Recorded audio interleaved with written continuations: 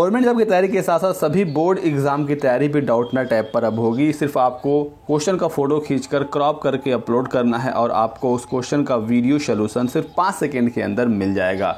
तो आप CBSE board से हो, यूपी बोर्ड से हो या किसी भी बोर्ड से हो, आपको सभी वीडियो सोल्यूशन यहाँ पर प्रोवाइड किया जाएगा। क्लास 6 to 12 से लेकर IIT JEE mains advance NEET level तक के क्वेश्चन का। तो अभी के अभी इस ऐप को इंस्टॉल कर लीजिएगा। और अगर आप लाइव क्लासेस लेना चाहते हैं क्लास 9 to 12 के लिए, तो भी फैसिलिटीज़ डाउटनेट ऐप पर अवेलेबल है, वो भी हिंदी और इंग्लिश मीडियम दोनों में। 3 करोड़ से अधिक छात्र इस ऐप से फ़ायदा उठा रहे हैं। आप भी फ़ायदा उठाइए, डिस्क्रिप्शन में लिंक है, क्लिक करके इंस्टॉल कर लीजिए। हेलो दोस्तों, नाम मोहम्मद कैसर और आप देख रहे हैं स्टडी चैनल। तो दोस्तों, यूपी टीजीटी पीजीटी का फॉर्म भराया जा रहा है। फॉर्म कैसे भरना है, फोटो साइन कैसे बनाना है, इस पर मैंने वीडियो बना दिया है, डिस्क्रिप्शन में आपको लिंक मिल जाएगा। साथ ही साथ दोस्तों, आप लोगों के जो भी सवाल आ रहे हैं सभी सवालों का जवाब दिया जा रहा है और मैंने आप लोगों के बहुत सारे सवाल का जवाब दे दिया है। तो आप लोग हमारा यूपी टीजीटी पीजीटी का प्लेलिस्ट जरूर देख लीजिएगा, आपको वहां पर हमारे बहुत सारे वीडियोस मिल जाएंगे। इस वीडियो में हम लोग बात करेंगे दोस्तों जाति प्रमाण पत्र, निवास प्रमाण पत्र और EWS के बारे में, किसकी डिटेल्स कहां पर फिल करनी है, ऑनलाइन फॉर्म में फिल करनी भी है या नहीं, और किस डेट तक आपका प्रमाण पत्र बना होना चाहिए, कितना पुराना चल जाएगा, डिटेल में बात करेंगे। साथ ही साथ मैं आपको फॉर्म में सारी चीजें दिखाऊंगा भी। तो वीडियो को दोस्तों लास्ट तक देख लीजिएगा, आपको सारी जानकारी मिल जाएगी। ये है दोस्तों फॉर्म। यहाँ पर हम लोग सीधे आ जाते हैं कैटेगरी में दोस्तों जैसे ही आप OBC सेलेक्ट करते हैं तो ये सिंपली यहां पर सेलेक्ट हो जाता है। आपसे OBC का कोई भी सर्टिफिकेट नहीं मांगा जाता है, ना ही आपसे उसका क्रमांक मांगा जाएगा, ना ही दिनांक मांगा जाएगा, किस डेट को जारी हुआ है, ना ही जारी करने वाले अधिकारी का नाम मांगा जाएगा। सिर्फ आपको सिंपली यहां पर OBC सेलेक्ट कर देना है। इसी तरह से अगर आप ST सेलेक्ट करते हैं या फिर SC सेलेक्ट करते हैं तो आपसे आपका सर्टिफिकेट नहीं मांगा जाएगा, आपको कहीं अपना सर्टिफिकेट अपलोड नहीं करना है, ना ही उसकी डिटेल्स देनी है। यहाँ पर एक चीज़ आप ये देख सकते हैं, आपको इसको लेकर परेशान नहीं होना है, आपको अपने जाति प्रमाण पत्र का डिटेल्स ऑनलाइन फॉर्म में नहीं फिल करना है। ये चीज़ क्लियर हो जाती है। SC, ST और OBC इन तीनों लोगों के जाति प्रमाण पत्र का जो डिटेल्स है वो ऑनलाइन फॉर्म में नहीं भरा जाएगा। लेकिन दोस्तों यहाँ पर एक चीज़ ये आपको समझनी होगी, जो कि नोटिफिकेशन में लिखा हुआ है कि फॉर्म भरने की अंतिम तिथि से पहले पहले आप सभी पात्रताओं को धारण करते हों।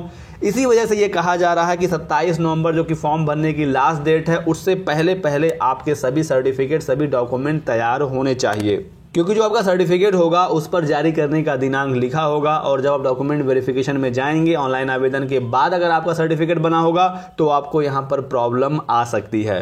तो अगर आपने आवेदन कर दिया है और आपके पास जाति प्रमाण पत्र या निवास प्रमाण पत्र नहीं है, तब अभी भी आप आवेदन कर लीजिए, अपना सर्टिफिकेट बनवा लीजिए। फॉर्म भरने की अंतिम डेट से पहले बन जाएगा, आपको कोई दिक्कत नहीं आएगी, क्योंकि आपने अपने फॉर्म में उस सर्टिफिकेट का कोई डिटेल्स डाला ही नहीं है। तो कहीं ये पता ही नहीं चलेगा कि आपने फॉर्म पहले भरा है या फिर आपका सर्टिफिकेट पहले बना है। अगर लास्ट डेट के पहले पहले का है तो आप 100% निश्चिंत रहिए, बिल्कुल आप श्योर रहिए। लेकिन दोस्तों इसी कैटेगरी में जब आप जनरल सेलेक्ट करते हैं, तो जब जनरल वाले अभ्यर्थी सेलेक्ट करेंगे तो यहाँ पर उनसे ऑप्शन पूछा जाएगा कि क्या आप EWS कैटेगरी से आते हैं। अगर आप नहीं आते होंगे तो नो कर देंगे, और जैसे ही आप नो करेंगे यहाँ पर भी आपसे कोई डिटेल नहीं मांगा जाएगा। यानी कि सामान्य वर्ग के वो अभ्यर्थी जो EWS के कैटेगरी में नहीं आते हैं, उनको भी कोई प्रमाण पत्र यहाँ पर जरूरत नहीं पड़ेगी जाति से संबंधित। लेकिन ऐसे सामान्य अभ्यर्थी जो EWS कैटेगरी में आते हैं उनको यहाँ पर यस करना होगा।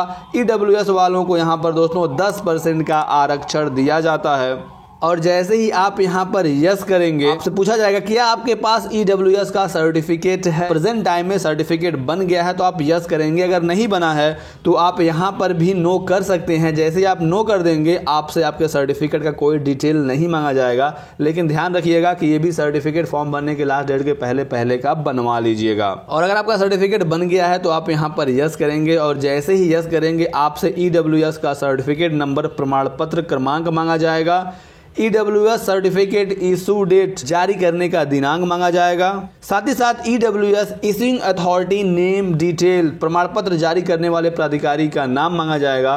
तो अगर आपके पास बन गया है तो ये डिटेल्स आपको फिल करनी होगी। तो आप EWS का सर्टिफिकेट बनवा ही लीजिएगा, क्योंकि उसका ऑप्शन यहाँ पर आ रहा है। साथ ही साथ दोस्तों EWS से संबंधित आपको एक बहुत जरूरी जानकारी यहीं पर देखने को मिलेगा। जैसे ही आप यहाँ पर यस करते हैं कि आपका जो सर्टिफिकेट होगा वो किस सेशन का होना चाहिए, तो आर्थिक रूप से कमजोर वर्ग के जो EWS के छात्र हैं, जिनसे अभ्यर्थियों के परिवार की समस्त स्रोतों से जो आय है वो 8 लाख से कम का होना चाहिए वार्षिक आय, ऐसे छात्रों को 10% का आरक्षण दिया जाता है। इन्हें EWS इकोनॉमिकली वीकर सेक्शन यानी कि आर्थिक रूप से कमजोर वर्ग के छात्र कहे जाते हैं। EWS का लाभ सिर्फ और सिर्फ सामान्य अभ्यर्थियों को मिलता है। OBC, SC और ST को EWS का लाभ नहीं मिलता है। ये भी कमेंट आप लोगों का आता है, ये क्लियर कर लीजिए।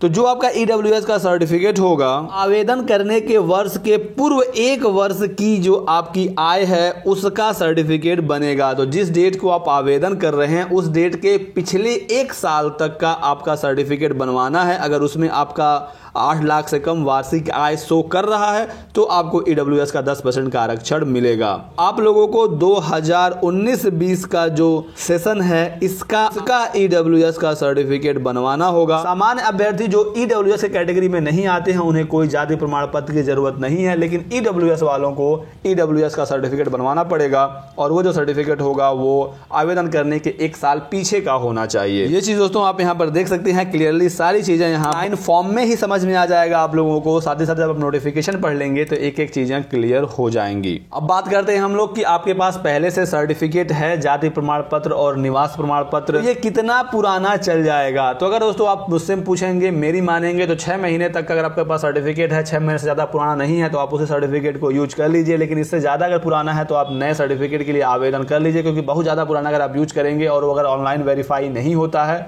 तो आपको आगे चल के प्रॉब्लम हो जाएगी। हो सकता है प्रेजेंट टाइम में इस समय आपका सर्टिफिकेट ऑनलाइन शो करे, लेकिन अभी भर्ती पता नहीं कितना समय लगेगा, कितने समय में भर्ती पूरी होगी।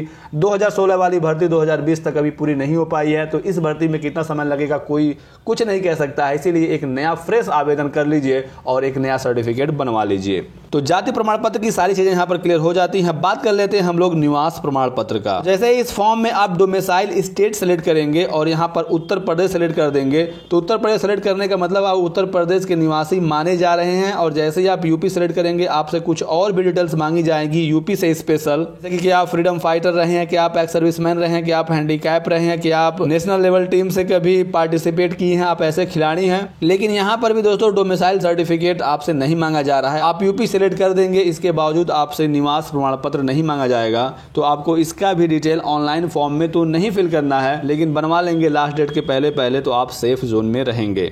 अब मान लीजिए बहुत सारे ऐसे लोग हैं जो इस वीडियो को लास्ट में देख रहे होंगे, आपके पास अब टाइम ही नहीं है कि आप निवास प्रमाण पत्र या जाति प्रमाण पत्र बनवा सकें। ऐसे कंडीशन में अब आपकी मजबूरी है, आप फॉर्म भर लीजिए बिना सर्टिफिकेट का ही, क्योंकि सर्टिफिकेट का डिटेल्स यहाँ पर नहीं फिल करना है, फिर बाद में ही आप बनवा लीजिएगा। अब आप कुछ कर नहीं सकते, हो सकता है कि डॉक्यूमेंट वेरिफिकेशन में आपका भी काम हो जाए, वहाँ पर आप अपना एक्सक्यूज दे सकते हैं। लेकिन अगर आपके पास टाइम है, सफिशिएंट टाइम है, क्योंकि विद इन अ वीक आपके सभी डॉक्यूमेंट तैयार हो जाते हैं, तो रिस्क लेने की जरूरत नहीं है।